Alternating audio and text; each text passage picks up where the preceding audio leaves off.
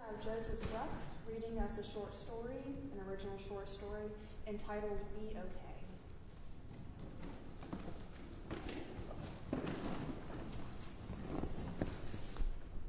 Hi guys. So yeah, it's called Be Okay. It's a short story that I originally wrote for Dr. Weir's creative writing class. Samantha pretended to play the piano on her desk. She was bored beyond words and possibly beyond thought, as her mind was almost blank. Just ring already, she mumbled to the bell. No one heard her, thankfully. Miss Jackson was going off on another unimportant tangent, as usual. Samantha couldn't hear what the soft-spoken teacher was saying, but she couldn't care less. It had nothing to do with anything relevant to the class. That she was sure of. Sweet relief finally came in the form of a sudden cry from the bell. All right, make sure to read chapter 4 for Monday. Work hard. Samantha rolled her eyes at the teacher's obvious instructions and jumped out of her seat with more than her usual spunk. Weekends, she couldn't help gasping with a smile. 11-year-olds are hit or miss when it comes to interest in schoolwork, and Samantha was a miss. Her classes were boring, her teachers were droning, and her workload was increasing on an annoyingly consistent scale. She tried to restrain herself from whining to her mother on the way home, but one complaint slipped out. I cannot stand Miss Jackson, Samantha moaned. I mean, how boring can science possibly be? I've fallen asleep 3 times in that class, woken up at the end, and not missed a thing. Not kidding. Her mother sighed deeply and checked the rearview mirror. Sweetie, just give her some time. I'm sure you'll warm up to her before too long. The girl looked out of the window and ached for something to happen. She didn't care what it was, as long as it crushed her boredom. Anything. Back at home, Samantha jumped out of the white van and assessed her options for the rest of the day. Let's see, watch TV? No, I've done that too much lately. Call Melissa, she's probably busy. Why don't you go for a walk, her mother chimed in, catching the low mumbling. You should get some exercise once in a while. Go explore the neighborhood or something, it'll be good for you. After turning over her baby brother, who was sleeping on his stomach again, Samantha got ready to leave. She was sick of the house anyway. The sky was dismally cloudy and it darkened her bedroom just enough to invite an unwanted nap. The girl decided to go ahead and do what her mother suggested, so she whipped on her coat and slammed the front door. The woods. Why didn't she think of that before? I love the woods. It's been forever since I took a walk in there. Samantha was elated and started jogging to the large forest at the far end of her neighborhood.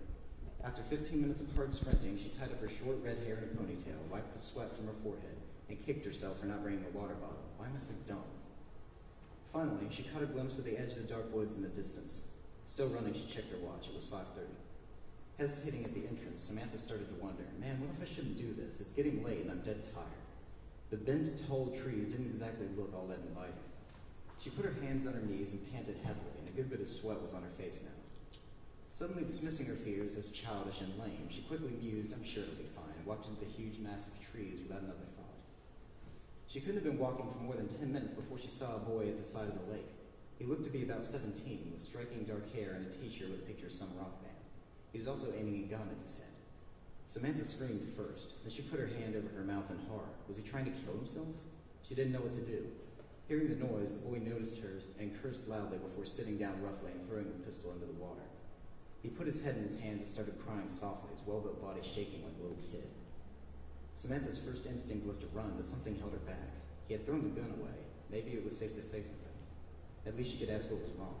Are you okay? What's going on? She didn't know if he heard her, but she couldn't muster the courage to speak again. The teenager wiped his face quickly and yelled, What are you doing here? Taking a walk. Are you all right? What does it look like? Samantha took a few shaky steps closer to the edge of the lake, praying for safety. The boy grew quiet and suddenly made eye contact. The girl paused where she was, beside a large pine tree that swayed in the wind. Are you going to be all right? She asked. You don't understand, he snapped. You can't be more than 12. He sniffed and paused for a couple of minutes while Samantha stood about 10 feet away from him, holding the tree with a shaky hand. My girlfriend got pregnant and had an abortion. I'm 18 and she's a year younger. Her family blames me and they won't let me see her anymore. She hasn't talked to me in more than 5 weeks. I've been beating myself up the whole time. I can't live with myself. Samantha didn't say anything at first. Then she replied, That must be hard. He didn't respond, but she saw how wet his eyes were. He looked completely helpless and he looked alone. Surprising herself, the girl walked up slowly and, after a few slow seconds, put her arms around his neck, hugging him as he sobbed. It's going to be okay, she whispered. You're going to be okay. Her neck was damp with tears, but she held him for a while.